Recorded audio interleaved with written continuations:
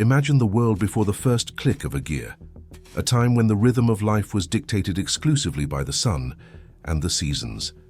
The silence of rural villages was broken only by the wind, the babbling of brooks, and the manual toil of men and women who lived and died exactly where they were born. But in the shadows of the 18th century, something monstrous and magnificent was about to awaken.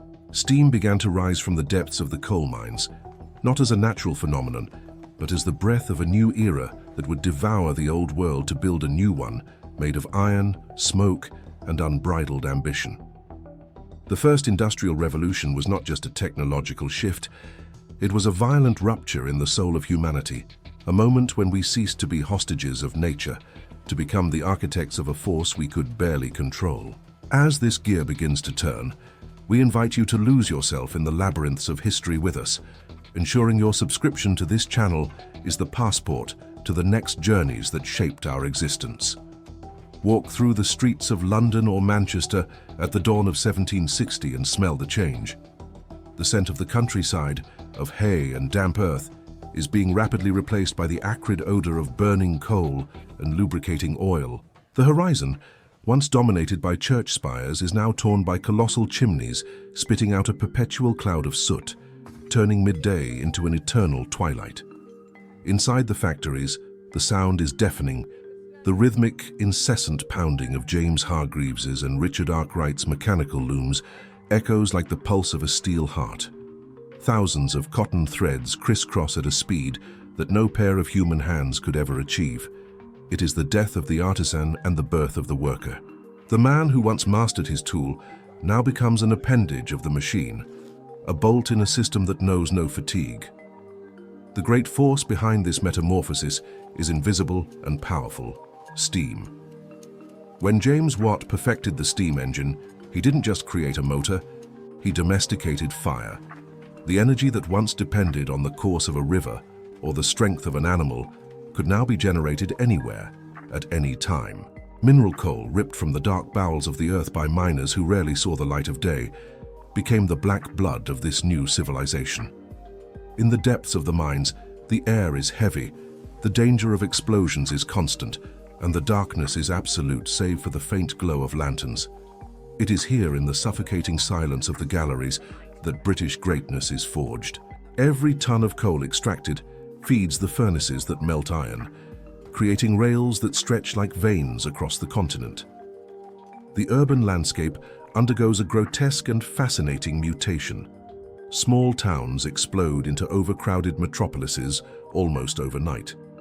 Families abandon their crops, pushed by the enclosure of lands and pulled by the promise of a wage, only to find damp tenements and narrow streets where sewage runs in the open. Time has changed its nature. Before, time was circular, measured by harvests. Now it is linear and relentless, dictated by the factory clock. A delay of minutes means the loss of half a day's pay. Children with their small and agile hands crawl under moving machinery to collect cotton waste, risking limbs and lives for a few cents.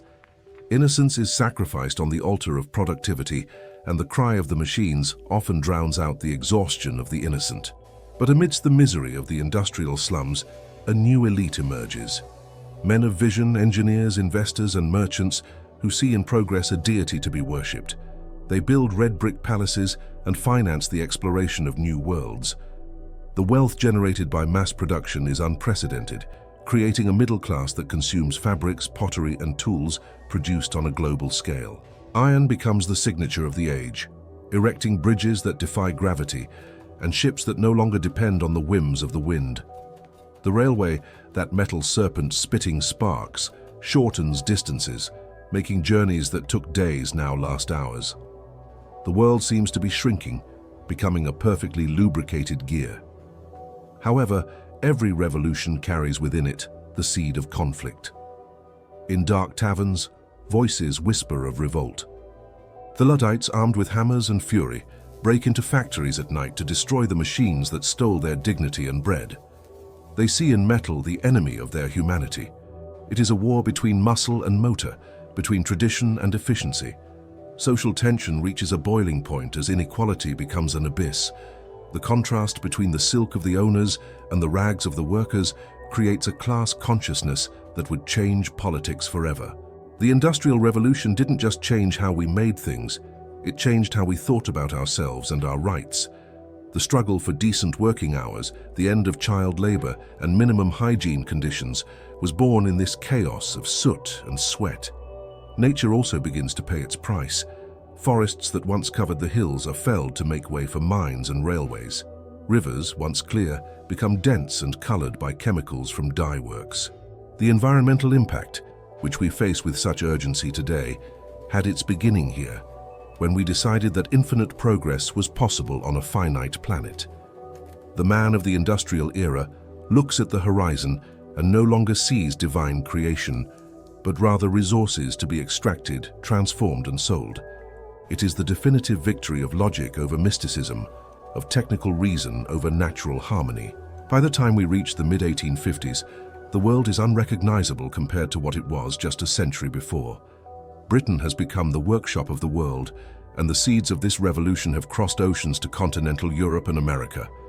Electricity and oil are already beginning to appear as the next successors to the throne, but the foundation of everything we know today was laid there, in the heat of the first boilers. We learned to mass produce, to travel at superhuman speeds, and to communicate ideas on a global scale.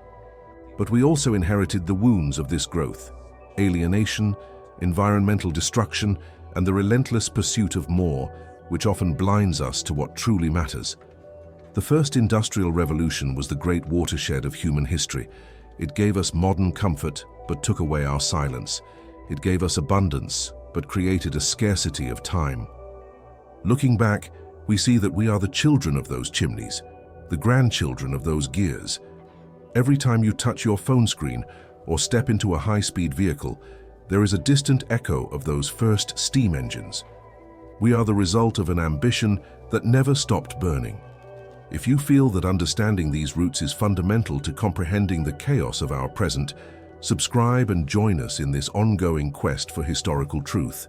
What would you do if you lived through that transition? Would you accept the rhythm of the machine or fight to preserve your humanity? History is not just what happened, it is what we decide to carry with us into the future.